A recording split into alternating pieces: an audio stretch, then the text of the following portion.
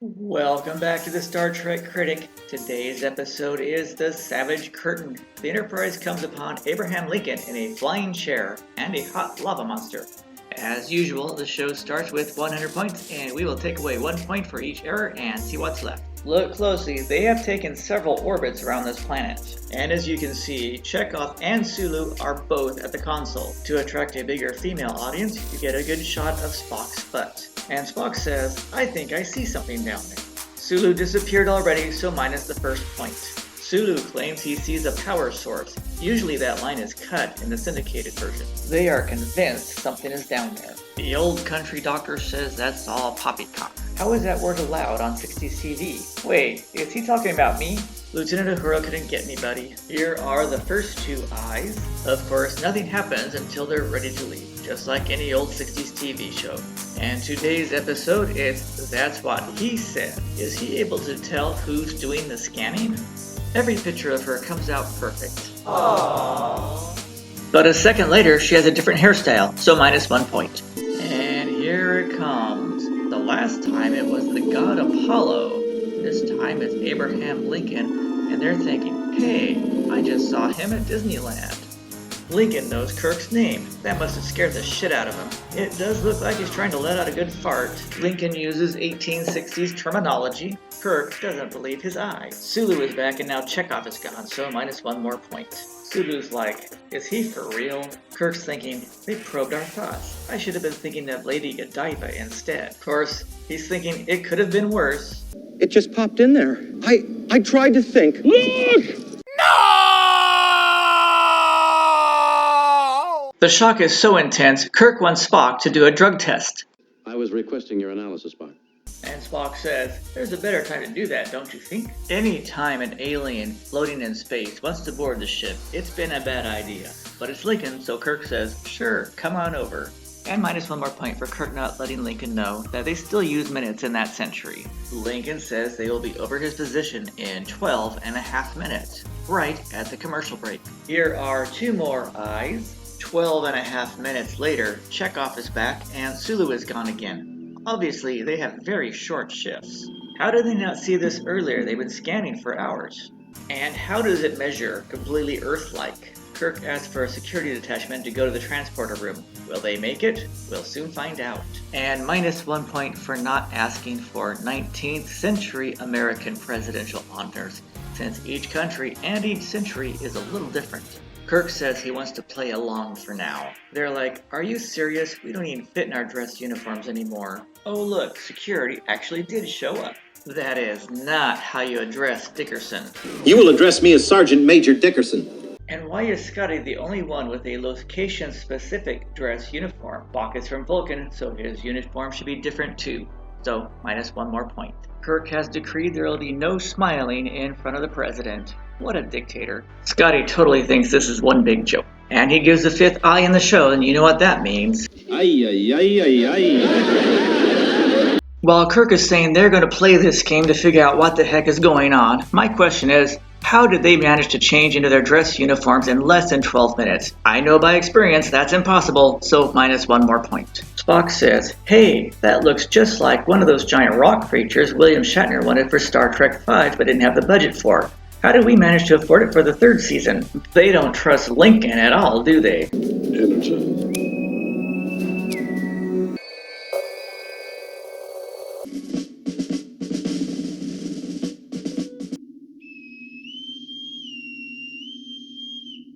Kirk welcomes the president aboard the Enterprise while security points a phaser at him. Lincoln blows it off and asks where the musicians are. Kirk explains that it's taped music.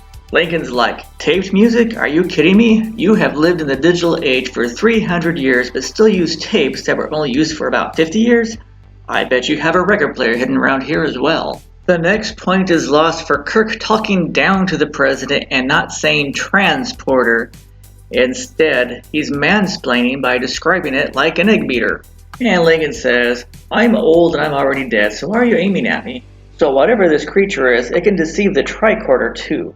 Minus 1 more point for sending security away. Scotty and McCoy are thinking, if that was living rock, did a Lincoln statue actually come to life? No wonder those rioters kept knocking his statues down. They were afraid of him. The next point is lost for the captain's log, talking down to the audience like we forgot everything during the commercial break. The next point is lost for bringing an obvious imposter aboard the bridge. They could take him to a big window to look out of. What does Kirk really think about Lincoln? Wow, we didn't know this about him at all now, did we? They use feet and miles, then Spock refers to the measurements as old style, so I can't take a point this time. Kirk says 643 miles, and Lincoln says that's pretty accurate, when really it isn't. It looks like Abraham Lincoln sneezed. Uhura thinks Kirk is Mr. Scott. That kilt must have really thrown her off. Can anyone tell me if that is the correct term Lincoln of the 1860s would have used? Kirk didn't know what to say, which is why he performed the Picard maneuver. Lieutenant Uhura politely tells him, "Don't worry, those days are over." Kirk introduces Lieutenant Uhura and proudly announces that people in their century are accepted for who they are. And Lincoln's like, "Are you saying I don't have to apologize for being white? Those progressive liberals of the 2020s really are backwards, aren't they?" Spock tries to Vulcan-splain, but Lincoln beats him at his own game since he strangely knows Vulcan philosophy. Lincoln says there will be a Vulcan surprise waiting on the surface. Spock is thinking, hell yeah, I'm going to pawn far tonight and get paid for it, let's go. But Kirk and Uhura are like, Spock, I don't think that's who he's talking about. Now this alien asks to see the engine room, and Kirk's like, sure, go ahead. So minus one more point. This is why ships are supposed to have a diplomatic lounge, where the diplomats can just lay around and drink and get shit-faced instead of spying on everyone. And Scotty is tired of waiting. So is it racially insensitive to automatically have the Scotsman wear a kilt? They might have changed their styles in 300 years. McCoy and Scotty both think it's wrong to treat the alien like Lincoln. And minus 1 point for Spock's joke. Vulcans do not make jokes like that, and it's highly unlikely Spock would know exactly which direction Earth would be at that time. Spock now believes he am Doctor. And again, Scotty always gets the best lines. That's what she said. McCoy reminds Kirk that if he had actually watched The Cage with Captain Pike, he would think twice, since these aliens are pretty good at illusion too. Scotty and Bones annoy Kirk so much he performs the Picard maneuver. Kirk and Spock are both convinced that it's safe, since the aliens haven't threatened all of them, which is a bad conclusion and they know it, so minus one more point. Kirk wants to know why the alien appeared as Lincoln, and Spock says, because Kirk, you always had a man crush on him. But why? Isn't William Shatner from Canada? No, I'm from Iowa. So that's what it's called now. Spock experienced his charm. Kirk gave a similar speech in Tomorrow is Yesterday about Sargon. This is why we are out here. Scotty and McCoy haven't changed their opinion at all, have they? Speaking of which, where is Lincoln right now? Oh, that's right. He's touring engineering with Lieutenant Uhura. The next point is lost for not beaming down with a research party, which would double as a security party. The aliens could have easily left security in the transporter with the phasers and the show would have still worked. And another point lost for not wearing environmental suits, since they know these aliens are very good at illusion. Once they're gone, the first thing McCoy says is, hey Scotty, let's down some of that green stuff you got stashed away. And of course Scotty says, aye. Kirk and Spock finally realize they are screwed. Their strategy of playing the fool got them fooled totally this time. Now the rock creatures have another ace up their sleeve in the guise of Surak. Look closely. When the power goes out, the turbolift doors slow down. Shout out to cheap special effects. Yes! Sulu says they lost power. Scotty and Bones think, that sucks. Obviously, those aliens knew we were going to mutiny and steal the ship, leaving those two foolish Lincoln lovers on the surface. Now appears Surak, Spock's man crush. But Spock isn't convinced he's Surak either. Surak wants to know what Spock was really thinking of, and Spock says, forgive me, I was expecting someone else. Logically, this would be a good place for a Pon farr planet. It would be nice if I got laid this season since the show just got cancelled. Spock quotes Vulcan love poetry. Uh-oh, looks like it worked. Surak says, together we become greater than the sum of both of us. Are we going to see some Pon farr on 60s TV? Kirk says, Spock, no more charades. It's time to come out of the closet. Obviously, they're not appropriate for 60s TV comments finally made the rock creature expose himself. Check this out. The Rock and Lincoln stand up the exact same way. Proof they're the same type of creature. The Rock creature admits the two were lured down to perform a reality show to entertain the residents. Kirk complains they can't communicate with the Enterprise. The Rock creature says, "Oh cool, we'll let them watch too, just like when you battled the Gorn." And here comes the bad guy Brat Pack. Kirk and Spock are both thinking, why do they want to learn about good and evil? If they created girls and said they wanted to learn about humanoid lovemaking, we'd stay down here for weeks. And -1 point for putting brown makeup on an Asian to make him look Asian. Since it is now early in the 21st century, we know it was Colonel Green who created the coronavirus. Zora was also involved in creating diseases. Obviously, when Star Trek got canceled, they made one last-ditch effort to warn the world of 2020. And we all know why to fear Kahless. And this makes an excellent villain's postcard. Up on the Enterprise, it looks as though they're watching through the drone camera. McCoy says the two are safe. It looks like he was drinking like I said. According to the Rock Monster, since they're Earthlings, they are going to play Survivor. The creature has always dreamed of being Jeff Probst. See, that's him in the background. Sulu was missing 10 seconds ago, and it was Chekhov there, so -1 more point. At least they consider trying to help. A lot of times they just watch. Another point is lost since this battle is too similar to the first season episode Arena, including the Rock saying they can make weapons with what they find around them. Kirk's like, I did this already, and it was on an outdoor set which is now world famous. This is why Spock and I refuse to participate on an indoor set. The next point is lost since the ship's crew can watch from too many camera angles. Kirk says, what do you think of this? And Spock says, they look like another failed wannabe Kiss band. Spock says the concept of good and evil is strange to them, but I disagree. I think they just like seeing the Hunger Games live. The next point is lost for a reverse image of Kirk. Colonel Green makes his move, but Kirk has read all the history books and knows all about Colonel Green. The other three make their move, and Sulu tries to warn Kirk just like when he's in a movie theater. Look closely, Kirk's pants are ripped. Spock gets to fight with a woman. Yes! And the Rock Monster is enjoying this way too much. Kirk tells the creature, if you let us go, I'll cast you as the Rock Monster in Star Trek V. But he says, hell no, that movie was the worst, and you had no budget. You can't afford me. Lincoln is excited that he got into a fist fight. The Rock says he can call the ship, and Scotty says, Spock, what happened to Kirk and McCoy? They've changed. And now he thinks this Jim Kirk is an illusion. Scotty says the ship will blow up in 4 hours if you two don't fight. And Kirk is like, ah shit. Obviously this giant rock creature knows what the difference is between good and evil. Look closely. Kirk says prepare for saucer separation. I think this is the only time it's mentioned in the original series. And Lincoln's like, oh good, here we go again. The next point is lost and Scotty thinks only 30 minutes have passed since the last captain's log. Oh, never mind. 2 hours have passed and they still have done nothing on the surface. No wonder he's pissed. So never mind about that point. It is lost since Spock and Kirk have done nothing for 2 hours just to get Scotty killed. Kahless says to go balls out and finish them now. Colonel Green says no, this is the Hunger Games and we still have 20 minutes left in the show. But seriously, these four are just puttering around. No wonder Scotty's pissed. He knows they're going to get him killed. Lincoln just wants to get shit-faced because he's done this before. Kirk suggests they use the Vulcan-style boomerang, but they must not work since Spock says, logic dictates we try something else. Even Surak thinks going there to talk and get speared to death is better than using those boomerangs. They must have been really bad. Did you notice how much time they spend arguing about being peaceful? Even Kirk says he's not a warrior, and the Rock Monster says, quit arguing about peace, just go fight. Surak quotes his favorite Jack Benny line.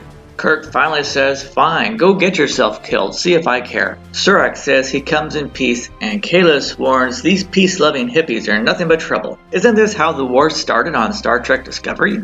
Colonel Green and Surak can really chatter, can't they? I doubt if this conversation would actually take place, since all of them at present are rock monsters. Kirk thinks he's the Lion King, while Spock sharpens his rod, secretly wishing this was a Pon-farr planet instead. Kirk's like, Spock is sharpening his rod really fast over there.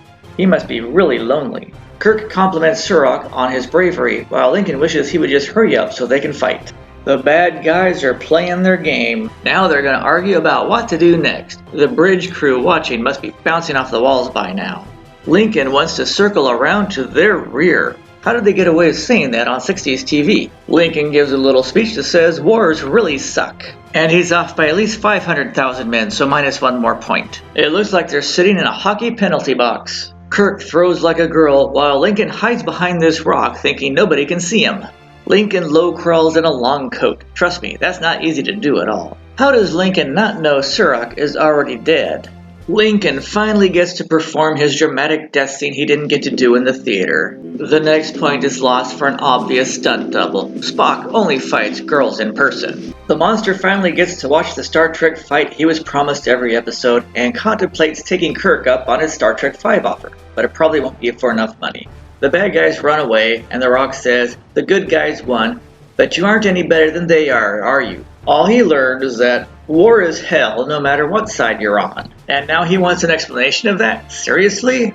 Kirk sticks out his tongue. Kirk accuses the Rocks of being a bunch of assholes who bring people down to the planet just to fight so they can watch a TV show. And I'm going to make pet rocks out of all of you.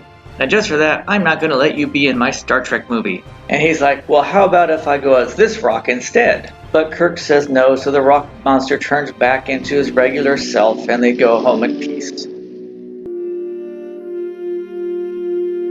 Back on the Enterprise, the ship is functioning normally again, and Kirk and Spock contemplate what they have just gone through. Oddly, this is one of the few endings where McCoy isn't involved here in the end-of-show discussion. Look closely, Chekhov is over here at the science station. Now he's sitting down, but Sulu's not there, but now Sulu is. So minus 1 point for the crew playing musical chairs. Kirk says to leave orbit, and the show ends with... So, who were the Excalbians? Janos Prohaska played Yarnak the Rock, as well as the Gamato, the Horta, and the 8-Bird in the Cage.